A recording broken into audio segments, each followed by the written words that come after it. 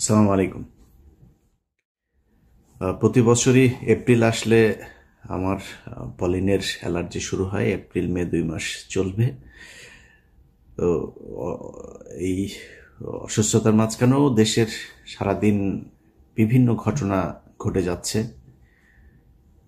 নানান আলোচনা, গুজব, অনেক কিছুর মধ্যে দিয়ে আমরা গেল 2 দিন পার করেছি। তো আমি সবগুলো ঘটনাকে একদম গুজব বা অহেতুকি আলোচনাগুলো উঠেছে এরকম আমি মনে করি না। এর এর পেছনে নিশ্চয়ই কিছু কারণ ছিল। আমি আমার যুক্তিগুলো তুলে ধরবো। আপনাদের অনেকের কাছেই এটার পক্ষে বিপক্ষে মতামত থাকতে পারে। আপনারা আপনাদের মতামত কমেন্টে জানাবেন। 2024 সালের 5 আগস্ট শেখ হাসিনা পালিয়ে যাওয়ার পর 1-1.5 মাসের ভেতরে আমি একটা কথা বলেছিলাম যে শেখ হাসিনা বাংলাদেশের পরবর্তী প্রধানমন্ত্রী হবেন। যদি নাও হয় তাহলে তারপরের মানে 1 বছর পরের মেয়াদের প্রধানমন্ত্রী হবে আওয়ামী লীগের কেউ। যদি শেখ হাসিনা ধরেন যে পরিমাণে ফেন্সিডিল সে ভারতে খাচ্ছেন, ওইখানে তো খুব সহজেই পাওয়া যায়। তো উনি কয়দিন টিকতে পারবেন জানি না। যাই হোক, আওয়ামী লীগের কেউ প্রধানমন্ত্রী হবেন। এই কথাগুলো কেন বলেছিলাম, আমার কাছে মনে হয়েছিল কি যে বিপ্লবের এটা আসলে ডিরেকশনটা ঠিক মতো যাচ্ছে না। কারণ হলো, আমরা ধরেন বিপ্লব নিয়ে অনেক নাচানাচি শুরু করেছিলাম। আমরা তো জানতাম না 5 তারিখের পরে আসলে এই 5 তারিখ এইভাবে হচ্ছে। কিন্তু ভারত তো সবই জানতো। তারা তাদের মতো করে সুন্দর করে তাদের প্ল্যান বিতে কে কে থাকবে, আসিফ নজরুল সহ কারা কারা এখানে প্রথম আলোর যে পুরো গংটা এরা কি করবে, এই জিনিসগুলো তারা জানতো, ওইভাবে সেট আপ করেছিল। যে কারণে তার পরপরই এই যে প্রধান উপদেষ্টার এই যে প্রেস সেক্রেটারি শফিক সহ আসিফ নজরুলের ঘনিষ্ঠ যারা যারা আছে প্রথম আলো এদেরকে এখানে বসিয়ে দিয়েছেন, তারা তাদের মতো করে চালাচ্ছেন এই দেশের। এই যে 5 তারিখের যেই আন্দোলন, যে বিপ্লব, যে স্বাধীনতা, এটা ধ্বংস হওয়ার পেছনে যদি একজন মানুষ, অনেক মানুষই মনে করেন আমি আসিফ নজরুলের ব্যাপারে এত কেন, একজন মানুষ যদি নাকি এটার জন্য সবচেয়ে বেশি দায়ী থাকে সেটা এই আসিফ নজরুল। এর জন্য প্রতিটা জায়গায় সমস্যা হয়েছে। আপনাদেরকে এই কথাটা কেন বলেছিলাম যে শেখ হাসিনাই আবার আসবে, এটা যদি আপনাদের আমি বিশ্লেষণ করতে চাই তাহলে একটা জিনিস বলে রাখি, সেটা হচ্ছে এই যে 15টা বছর শেখ হাসিনা ক্ষমতায় থাকলো, আন্তর্জাতিক বিশ্বের কেউ তাকে সরায় নাই এখান থেকে। ইন্ডিয়া একদম সরাসরি তাকে সাপোর্ট দিয়ে গিয়েছে। কিন্তু আন্তর্জাতিক বিশ্বের অন্যান্য দেশগুলোকে যে এই ব্ল্যাঙ্ক সাপোর্ট দিয়ে রাখা সম্ভব হলো কেন? কিসের জন্য করা হয়েছিল? কিসের জন্য হাসিনাকে কেউ সরাইতে পারে নাই? আন্তর্জাতিক বিশ্ব থেকেও কোনো চাপ কেন আসে নাই? এর একমাত্র কারণ, বাংলাদেশকে সবাইকে বোঝানো হয়েছিল যে এই দেশটা হচ্ছে একটা জঙ্গি রাষ্ট্র। তারেক রহমান, খালেদা জিয়া এরা হচ্ছে জঙ্গিদের মূল হোতা। এরা এদের কারণে, এদের যদি ক্ষমতায় যায় তাহলে এই দেশ আবার জঙ্গি হয়ে যাবে, অতএব আওয়ামী লীগকে রাখতে হবে। একমাত্র এই কারণে শেখ হাসিনাকে 15 বছর রাখা গেল। আচ্ছা, সেইখানে এই আন্তর্জাতিক পুরো বিশ্বটাকে কারা এই ন্যারেটিভটা দাঁড় করাইলো? দাঁড় করাইলো হচ্ছে ভারত। আর কাদের উপরে চাপাইলো? আলেম সমাজ, বিএনপি, জামাত, তাদের উপরে। তার মানে প্রধান যে বিষয়টা 15 বছর যেই কারণে হাসিনা ক্ষমতায় থাকতে পারলো সেটা হচ্ছে এই যে আমাদের দেশকে জঙ্গি রাষ্ট্র তৈরি করার যেটা, সেটা। এটার সাথে একটা বড় অংশ কে ছিল? প্রথম আলো। যদি এটা হয়ে থাকে যে ইন্ডিয়ার কারণে আমরা 15 বছর আসতে পারি নাই, তাহলে আমাদের প্রধান কাজ ছিল এই স্বাধীনতার পরপর ইন্ডিয়ার ব্যাপারে পদক্ষেপ নেওয়া। কোনো পদক্ষেপ নেওয়া হয়েছিল? ভারতের সাথে কে কত পারে ঘষাঘষি করার জন্য সবাই চেষ্টা করলো। আমাদের প্রধান শত্রুকে আপনি পাশে রেখে তারপরে দেশ চালাবেন, দেশে আবার অস্থিতিশীল পরিস্থিতি আসবে না, আবারও হাসিনা আসবে না, হাসিনা এসে আবারও 15 বছর না 1500 বছর বাংলাদেশ শাসন করবে না, এই ভারতের সাথে একসাথে হয়ে যাবে না, এর কোনো গ্যারান্টি দিতে পারবেন? তাহলে করেন নাই কেন? প্রথম আলো যে কিনা সরাসরি, আমি নিজে আমার এইখানে আমি 21শে আগস্ট বিডিআর হত্যাকাণ্ড থেকে শুরু করে বিভিন্ন জায়গায় দেখাইলাম যে প্রথম আলো কিভাবে কিভাবে এই কাজগুলো করেছে।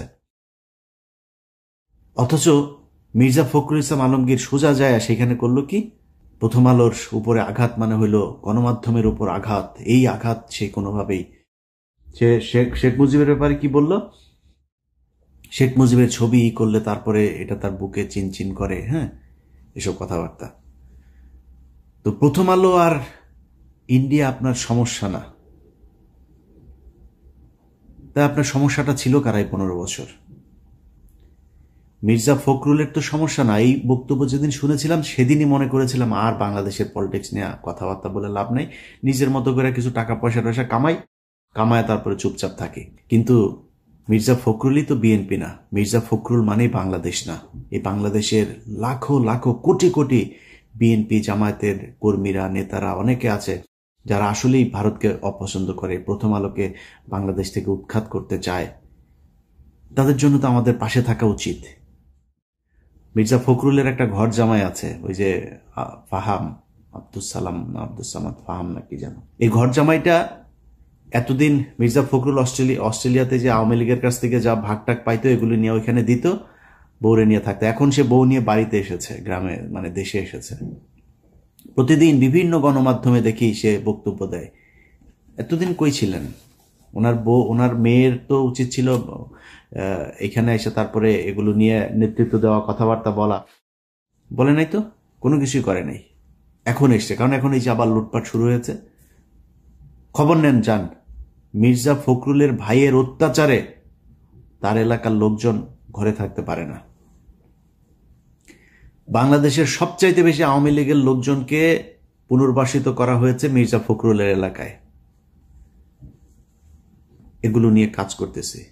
এখন দিচ্ছি না কেন? বিএনপির অনেক মানুষজন ফোন করেন, ভাই এখানে এটা হচ্ছে, এখন দিচ্ছি না কারণ বিএনপিকে আসলে এখন করলে বিএনপির ভেতরে সমস্যা থাকবে, এরকম দুই একটা নেতাও থাকবে এই টাইপের, কিন্তু পুরো বিএনপিকে তো আপনি কালার করতে পারবেন। আমার এর পরের দেশের নেতৃত্বে কে আসবে? আপনি বিএনপিকে যদি সরেন তাহলে তো এটা মানে একটা পলিটিসাইজেশনের দিকে চলে গেল। তখন আপনি কি করবেন? কাকে আনবেন? এখানে একটা অন্য তৃতীয় পক্ষ আসবে, সেনাবাহিনী আসবে, ইন্ডিয়া সেই সুযোগ নিবে। সো আমার সেকেন্ড চয়েস হচ্ছে বিএনপি। অতএব এই কারণে বিএনপির বিষয় নিয়ে বিএনপি চাঁদাবাজি করে, এই করে সেই করে, নানান অভিযোগ। আমি বলে বিএনপি নিয়ে কোনো কথা বলা যাবে না। বিএনপিকে নিয়ে বলার সময় আছে, অবশ্যই বিএনপিকে নিয়ে কথা বলা হবে, কিন্তু এখন না। যে কারণে এগুলো নিয়ে কথা বলি না। কিন্তু মির্জা ফখরুলরা এই কাজগুলো করছে। এখন মির্জা ফখরুলের তো কোনো সমস্যা হবে না। মির্জা ফখরুল তো আওয়ামী লীগের সাথে মিলেমিশে 15 বছর খুব শান্তিতে ছিল। সে একদিন এক ইয়েতে ক্যাবিনে ছিল, মানে আটক হয়েছিল, আটক হলে তারে নিয়ে সুন্দর করে 5 স্টার হোটেলে পর্যন্ত রাখা হইতো। মির্জা ফখরুল সহ কয়েকজন বিএনপির নেতা আছে, সবাই না, কয়েকজন, এদেরকে রাখা হইতো, খুব আরামে রাখা হইতো। তো এই লোকগুলিকে আপনার ওই ক্যাবিনে রাখার পর একদিন সে একজন বিএনপির, নাম বললাম না, বিএনপির এক নেতার সাথে সে বলছিল যে খালেদা জিয়ার কথা বলছে, এই মহিলার কারণে, এই মহিলার মাথায় সমস্যা আছে, এই মহিলার কারণে এখন আমার এই জেলে আসতে হইল। মানে একটা কর্মসূচি দিয়েছিল খালেদা জি, এটা 2000 ধরেন কত সাল, 20 সাল বা মানে জেলখানায় যাওয়ার আগের, আমার ঠিক সময়টা মনে নেই, জেলখানায় যাওয়ার আগের ওই সময়টাতে এটা বলেছিল। আচ্ছা, এখন মির্জা ফখরুলের তো সমস্যা নেই, এবং মির্জা ফখরুল এই দেশের এই আওয়ামী লীগের যে চিন্তা চেতনা, সে দেখবেন ছাত্রদল, যুবদল, বিএনপির লোকজনের সাথে তার যে আচরণ, আওয়ামী লীগের ক্ষেত্রে তার আচরণ দেখবেন চেঞ্জ। বিএনপির সাথে প্রচন্ড কর্কশ, সে গায়ে হাত তুলতে যায়, চর মারে, ধাক্কা মারে। বিএনপির লোকজনের কথাবার্তা শুনলেই মনে হয় তার গায়ে আগুন ধরা যায়। এই জেনুইন একটা আওয়ামী লীগের। তো এদের কথা শুনে যদি আমরা কথা বলা বন্ধ করে দিই তাহলে তো সমস্যা। আপনি আওয়ামী লীগের এই যে সজীব ওয়াজেদ জয় সহ আওয়ামী লীগের যেসব ফেসবুক পেজ, টুইটার এগুলো আছে, এগুলোতে আপনি যান, গেলে দেখবেন তাদের মূল কাজ হচ্ছে বাংলাদেশকে জঙ্গি রাষ্ট্র হিসেবে প্রতিষ্ঠা করা। ইংলিশে আপনার ট্রান্সলেট করে তারপরে বাংলাদেশের বিভিন্ন ঘটনাকে তারা পৃথিবীর কাছে মিথ্যা সত্য মিলায় তারপরে এগুলো ছড়াচ্ছে। তো এই যে কাজগুলো আওয়ামী লীগ করছে, তাদের মূল টার্গেট বাংলাদেশকে এই জঙ্গিবাদ এটার ইয়ে করা। আচ্ছা, এখন আমাদের উচিত ছিল কি? প্রথম উচিত ছিল যে যারা এগুলো করেছে তাদের বিচার করা। এই যে ভারত এবং আওয়ামী লীগ এগুলো করেছে, এটার ব্যাপারে শক্ত অবস্থান নেওয়া। আমরা সেই ভারতকে বসায় রাখলাম। আমরা যেই প্রথম আলো কিনা সারা দুনিয়া, প্রথম আলো, ডেইলি স্টার সারা দুনিয়াতে এইটারে আপনার ছড়ায় দিল। প্রথম আলো করে বাংলায়, ডেইলি স্টার করে ইংলিশে, সারা দুনিয়ায় এটা চলল। তাদের পাশে গিয়ে আপনি বসলেন, তাদেরকে বাঁচাইতে চাইলেন। তো আপনি একবারও চিন্তা করলেন না যে এদেরকে রেখে এরা যদি নাকি এই প্রথম আলোই তারেক রহমানকে খাম্বা তারেক বানিয়েছে, এই প্রথম আলোই তারেক রহমান খালেদা জিয়াকে জঙ্গিদের প্রশ্রয়দাতা, আশ্রয়দাতা বানিয়েছে। মনে নেই আপনার? এই বিচারটা তো করা দরকার ছিল। আমি বাংলাদেশে যদি নাই কোনো জঙ্গি থাকে, অবশ্যই তার বিচার চাই। বাংলাদেশ ইসলামী শরিয়া ভিত্তিক চলুক, আমি এটা চাই না। মানে আপনি আমাদের যাই মনে করেন তাই মনে করেন, আমি এটা চাই না। বাংলাদেশ ইসলামী শরিয়া ভিত্তিক চলার মতো ওই অবস্থা আমাদের নাই, আমরা সেই জায়গায় যাইতে পারিনি। যদি কেউ পারেন ওই মাইক নিয়ে ওয়াজের মাহফিলে গলা না ফাটায়া একটা গাড়ি বানায় দেখান। আমি ওই জায়গায় এখন যাইতে চাই না। যে কারণে কেউ যদি এখন আবার বিশৃঙ্খলা তৈরি করার চেষ্টা করে, আমি মনে করি বিএনপি আগে যেইভাবে সেই শায়েখ আব্দুর রহমান থেকে শুরু করে বাংলা ভাইদেরকে যেইভাবে শায়েস্তা করেছে, এইবারও সেটাই করুক। জঙ্গিবাদকে মাথাচাড়া দিতে দেওয়া যাবে না। কিন্তু জঙ্গিবাদ বলে কি বাংলাদেশে আসলেই কিছু আছে? সেটা প্রমাণ করা দরকার ছিল এই সরকারের আসার পরপরই। বিচারগুলো তাড়াতাড়ি শেষ করে যে এই ঘটনাটা আসলে এই যেভাবে নাটক সাজানো হয়েছিল, এইটা এইভাবে নাটক সাজানো হয়েছিল, এই নাটক সাজিয়ে এইভাবে ভারত এবং আওয়ামী লীগ মিলে তোমাদেরকে ভুল বুঝিয়েছে, আসলে বাস্তব চিত্রটা এটাই। এর মাঝখানেও যদি আলেমদের ভেতরে কেউ জঙ্গি কর্মকাণ্ডে যদি থেকে থাকে, আমি তাদের বিচার চাই। বাট বাদবাকি যারা, তাদেরকে তো সারা দরকার। সেইটা না করে আপনি তাদেরকে জেলখানায় রাখলেন, আর যারা এটা করলো তাদেরকে আপনি আশ্রয় প্রশ্রয় দিলেন। 2 দিন আগে এক ভিডিও দেখলাম, ওই যে এই ফারজানা ব্রাউনিয়ার এক্স বয়ফ্রেন্ড আপনার জিল্লুর রহমান 3য় মাত্রা করে। এই জিল্লুর রহমান ফারজানা ব্রাউনিয়ার এক্স মানে কত নাম্বার সেটা তো বলা যাবে না, এটা সম্ভবত ওই পার্ট টাইম বয়ফ্রেন্ড ছিল। তো এই পার্ট টাইম বয়ফ্রেন্ড বলছেন যে ঈদের পরে এই দেশে আবার জঙ্গি হামলা হবে। আমার হাতে একটা সিক্রেট রিপোর্ট, যেখানে দেখা যাচ্ছে যে ঈদের পরে বাংলাদেশের রাজনৈতিক পরিস্থিতি অত্যন্ত অস্থির হয়েছে। এক ধরনের জঙ্গি তৎপরতা গত কিছুদিন ধরে আমরা এই আলোচনা শুনছি এবং লক্ষণও দেখা যাচ্ছে। এটা বাড়বার একটা আশঙ্কা আছে। তিনি বলছেন দেশে নাকি কোন এক সাংবাদিক এটার সাথে জড়িত, কোন আলেম নাকি দেশের কে কারা কারা জড়িত, আর প্রবাসে একজন আছে কোথায় নাকি থাকে, সেও নাকি জড়িত। যে নিষিদ্ধ ঘোষিত কিছু সংগঠন, তাদের অন্তত 3 জনকে ক্লিয়ারলি আইডেন্টিফাই করেছে রিপোর্ট। এদের সঙ্গে একজন সাংবাদিকও আইডেন্টিফাই করা গেছে যিনি এইসব তৎপরতার সঙ্গে যুক্ত। তার কাছে একদম পুরো তথ্যসহ খাতা, এইভাবে খাতা 3-4টা পৃষ্ঠা নিয়ে তারপরে তিনি বসেছেন। ওরে বাবারে, তার কাছে সব তথ্য। হ্যাঁ, কিভাবে হামলা হবে, কোথায় কোথায় হবে, সে আগের মতোই নাকি গুরুত্বপূর্ণ জায়গায় কোর্ট টোট এইসব সেইভাবে নাম ধরে ধরে বলছেন। পসিবল থ্রেট লক্ষ্য করা যাচ্ছে, তারা গভর্নমেন্টের বিভিন্ন ইনস্টলেশনে হামলা চালাতে পারে, লোকাল কোর্টসগুলোতে হামলা চালাতে পারে। ওরে ধৈর্য নিয়ে ওর পিছন দিয়া ডিম ঢুকে ওরা জিজ্ঞেস করেন যে তুই এই তথ্য কই পাইলি, কই হবে, কারা কারা করবে, তাড়াতাড়ি নামের লিস্ট দেয়। আমরাও সেটা জানতে চাই, কারা কারা এই দেশে জঙ্গিবাদ এই করতে চায়, তাদের আমরা খুঁজে বার করতে চাই। ওর কাছ থেকে তালিকা নেন, ও কোথায় পেয়েছে এটা। এরা হচ্ছে খুব চিপ রেটের দালাল। এরা বিভিন্ন দেশের গোয়েন্দা সংস্থার কাছ থেকে টাকা পয়সা খায়া তারপরে বাংলাদেশে অস্থিতিশীল পরিস্থিতি তৈরি করতে চায়। ভারত নিশ্চয়ই এর ওই হয়তো বড় অঙ্কের একটা মোটা অঙ্কের টাকা দিয়েছে। এই টাকা পয়সা নিয়ে সে এখন আবার আগের নেগেটিভ দাঁড় করাইতে চায়। এই দেশে আবার হামলা হবে ঈদের পরে, মানে জঙ্গি হামলা হবে, এই দেশে প্রচুর জঙ্গি আছে, এদের শায়েস্তা করো। এত সোজা না ভাই। 5 তারিখ এমনি এমনি আসে নাই। যদি কেউ মনে করেন 5 তারিখ এমনিতেই চলে এসছে, এটা মনে করার কোনো কারণ নাই। আল্লাহ নিজের হাতে ধরে আপনাদেরকে এই গিফট দিয়েছিল। এটা যদি ধরে রাখতে চান তাহলে এটা নার্সিং করতে হবে। এই যে 8টা মাস হইল, এখনো পর্যন্ত বিএনপি জামায়াত সহ বিভিন্ন লোকজন জেলখানায় আছে। জেলখানায় থাকা মানুষগুলিরে এখন পর্যন্ত জেল থেকে বার করতে পারলেন না। রোজাটা করলো তারা জেলখানার ভেতরে, ইফতার কি করে, তার পরিবারের অবস্থা কি, 15 বছরে এই মামলা চালাইতে চালাইতে কি অবস্থা। আরে ভাই, এই জেলখানার মানুষগুলোর এই যে প্রতিদিন তাহাজ্জুদ নামাজ পড়া, আল্লাহর কাছে সাহায্য চাওয়া, দেশের জন্য আল্লাহর কাছে কান্নাকাটি করা, এই জন্য 5 তারিখ এসেছিল। তাদের চোখের পানির দাম দেন নাই, তাদেরকে এখন পর্যন্ত জেলখানায় রাখা তারপরে ক্ষমতায় চলে আসবেন। এত সোজা, এত ইজি আপনি ক্ষমতায় চলে আসবেন? এখনো তারেক রহমান দেশে যাইতে পারে নাই। ক্ষমতা বহু দূরের ব্যাপার। খুব প্রীতি দেখাইছেন না? শেখ হাসিনা দেশে আসবে, শেখ হাসিনা এই আবার করবে, আওয়ামী লীগকে আমরা মাফ করে দিব। তোর কাছে মাপ চাইছে?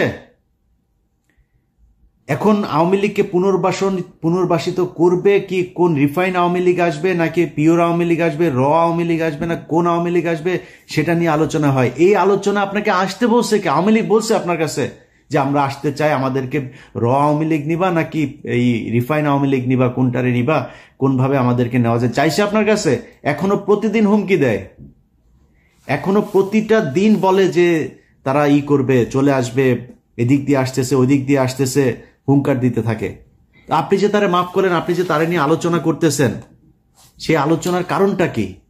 আওয়ামী লীগ কবে, কোন দিন আপনাকে বলছিল যে আপনি আমরা আমাদেরকে নেওয়ার ব্যবস্থা করেন, আমরা দেশে একটু ফিরতে চাই, আপনাদের সাথে কথা বলতে চাই, বলেছে নাকি?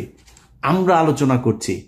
আওয়ামী লীগের লোকজন, এই গতকালকে আসিফ নজরুল তার প্রিয় আওয়ামী লীগের লোকজনকে কোর্টের বিভিন্ন জায়গায় বসিয়ে রেখেছে। গতকালকেও এত ক্রুশিয়াল একটা সময়ের ভিতরে, কালকে মনে হয় 100 বার আওয়ামী লীগের লোকজনের দেখেছি, শেখ হাসিনা ওই দিক দিয়ে ঢুকছে, ওই দিক দিয়ে তোরে ঢুকায় দেওয়া হবে, ঢুকতে বল। দেশের মানুষ এখনো ওই মেজাজে নাই। হ্যাঁ, সেনাবাহিনীও যদি নাকি তেড়িবেড়ি করে, সেনাবাহিনীর মধ্যম সারি জুনিয়র অফিসাররা বসে আছে, সৈনিকরা বসে আছে, 15 বছর বহুত হয়েছে। তেড়িবেড়ি করার চেষ্টা করলে কোনো জেনারেল তারা বসে থাকবে না, কারণ সেনাবাহিনী এই দেশের মানুষের প্রাণের কথা বলে। এই দেশের মূল রক্ষক হচ্ছে বাংলাদেশ সেনাবাহিনী। সেই সেনাবাহিনী এত সহজে আপনি 2-4 জন জেনারেলের কারণে বিক্রি হয়ে যাবে আরেক দেশের কাছে, এটা মনে করার কোনো কারণ নাই। ঢুকতে বল, অমুক জেনারেল, অমুক কর্নেলের কথা শুনে তারপর ঢুকতে বল, তারপরে বুঝবি মজাটা। আয়, এগুলি করা হচ্ছে। এর মাঝখানে আপনি গতকালকে 2 জনের জামিন দিয়ে দিলেন। আওয়ামী লীগ কি করতো? আওয়ামী লীগ যখন দেশে পরিস্থিতি হইতো তখন সবগুলি নিয়ে ঢুকাইতো, জামিন টামিন সব বন্ধ। আপনি এই পরিস্থিতির মাঝখানে 2 জনের জামিন দিয়ে দেন, কিভাবে সম্ভব? এক এমপির বোর্ডে জামিন দিয়ে দিয়েছে, কিভাবে সম্ভব? আপনার এখানে আমরা আলোচনা করছি আওয়ামী লীগকে পুনর্বাসন, এই নিয়ে আলাপই চলবে না। কিসের আওয়ামী লীগ? ওদের বিচার হবে, ওরা রাজনীতি করতে চায়, করুক, সমস্যা নাই। আওয়ামী লীগের দেশে রাজনীতি করবে আওয়ামী লীগের নাম দিয়ে, করুক। কে করবে? কোন আসবে? আমরা চুজ করবো নাকি?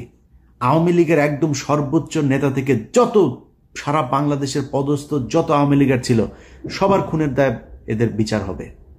বিচারের মুখোমুখি হোক আগে, আমাদের আলোচনা হবে বিচার নিয়ে। আপনি তার পুনর্বাসনের জন্য কথা বলছেন, পুনর্বাসন নিয়ে আপনারা আলোচনা করতে বলছে। এত প্রীতি, এটা তো এই 15 বছরের বামবুতে ঠিক হয় নাই এখনো পর্যন্ত। লজ্জা লাগে আওয়ামী লীগের চাই না এটা বলতে। কারণ কি? কারণ হচ্ছে এই যে আওয়ামী লীগের টাকা পয়সা খেয়েছে না, আওয়ামী লীগের সময় বিএনপি নেতার ব্যাংক চলে নাই, গার্মেন্টস চলে নাই, ব্যবসা প্রতিষ্ঠান চলে নাই, চালাইছে তো চালাইছে। যে কারণে এগুলি কি কি লেনদেন হয়েছে এগুলি রেকর্ড তো তাদের কাছে আছে। সেগুলি থাকার কারণে তারা এখন কথা বলতে পারে না। যেগুলি থাকার কারণে আওয়ামী লীগ যেটা শিখাই দেয় ওইটা বলতে হয়। তারেক রহমানের তারা দেশে নিতে চায় না। তো আমরা অনেক কথাবার্তা বলেছি তো গেল, বিশেষ করে 5 বছরে। এবার দেশের কোনো খারাপ পরিস্থিতি আসলে আমরা পাশে থাকবো না। কারণ যা দেখলাম এইবার, যাকে যেখানে বসানো হয়েছে সে সেখানে যে লুটপাট করার চেষ্টা করেছে। কেউ এই দেশের কথা চিন্তা করে নাই, এই দেশের মানুষের কথা চিন্তা করে নাই। আপনি ছাত্ররা, আরে বাপ, তোর 100 কোটি টাকার মালিক হলে তুই সেই টাকা কই রাখবি এইটাই তো তুই জানিস না এখনো, সেইটাই শিখিস নাই। তুই টাকার পেছনে দৌড়ানো শুরু করছিস। তোর সাথে যে যারা কিনা মারা গিয়েছে তাদের পরিবারের গুলোর কাছে এখন পর্যন্ত টাকা পয়সা, তার সাহায্য সহযোগিতা, তার পরিবারের পাশে দাঁড়াইতে পারিস নাই। তুই টাকা পয়সা কামানো শুরু করছিস যারে যেখানে বসানো হয়েছে। এই জন্য তো মানুষ, খালি আমি না, মানে আমার চাইতে তো বেশি অবদান এই দেশে যারা রাস্তায় থেকে তারপর মারামারি করেছে, গুলি খেয়েছে, মারা গিয়েছে, অন্ধ হয়েছে, পঙ্গুত্ব বরণ করেছে, এই লোকগুলি আর আসবে না আপনার পাশে। এইভাবেই থাকতে হবে। তো যেটা আগেই বলছিলাম যে মির্জা ফখরুলের মতো এইসব কালপিট আওয়ামী লীগের দালাল যারা আছে তাদের জন্য যে কথা বলবো না এটা না বলে পারি না, কারণ ওই যে সাধারণ মানুষগুলো আছে না তাদের জন্য। বাট আমার মনে হয় আর কি সাধারণ মানুষের এটাই মনে হয় ভাগ্য, এই কোনো পাপ বোধহয় আছে যেই কারণে আমার কপালে আসলে ভালো কিছু নাই ভাই, এই জন্যই হয়তো এরকম হয়। তা না হইলে এরকম বিশাল একটা সুযোগের পরে এই দেশের মানুষগুলি ঠিক হইল না, মানে মানুষগুলি বলতে এই যে যারা জায়গা মতো বসানো হইলো তারা কেন ঠিক হইল না এটা আমি জানি না, এটার কোনো ব্যাখ্যা নাই ভাই।